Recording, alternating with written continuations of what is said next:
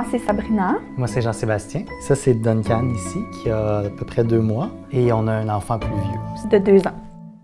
Pour moi, le sommeil d'un nouveau parent, ça n'existait pas. Avec notre premier, il luttait beaucoup pour le sommeil. Tout le surstimulait, admettons. Fait qu'il fallait vraiment tout fermer les lumières, se mettre au calme, interrompre tout. Au début, il s'endormait au sein. Après ça, il s'endormait un peu comme je tiens Duncan en ce moment. Il fallait le brasser, comme ça, il s'endormait. Après, c'était l'auto. Après ça, c'était l'auto. Ensuite, on a découvert les joies du portage. C'est plus facile d'essayer d'adapter un enfant à notre routine à nous, mais dans mon expérience, ça marche moins bien. C'est beaucoup plus tentant de dire là, il est 10 heures, moi je suis fatigué, tout le monde va se coucher, alors que si lui il décide que, puis c'est son cas, à 10h30, c'est l'heure de jouer pendant 15 minutes avant de se coucher, on reporte l'heure du dodo un petit peu.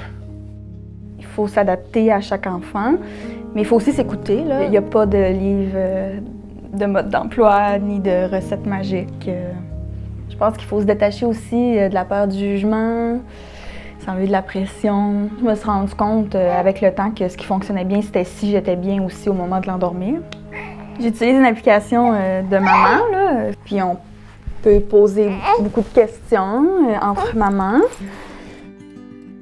Le conseil que je donnerais, entre autres, c'est de s'écouter, de faire équipe en tant que parent, de ne pas hésiter à demander de l'aide, que c'est pas tabou, c'est pas un signe de faiblesse.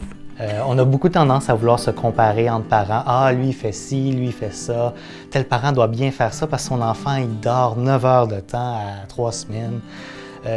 Non, chaque enfant est différent, puis chaque enfant a besoin de quelque chose de différent. Il faut juste être à l'écoute de soi-même et de son enfant et pas se laisser influencer par les autres qui ont l'air d'avoir une vie parfaite, surtout si on regarde ça sur des réseaux sociaux. Des fois, juste de normaliser ça, de baisser les attentes, ça dédramatise beaucoup.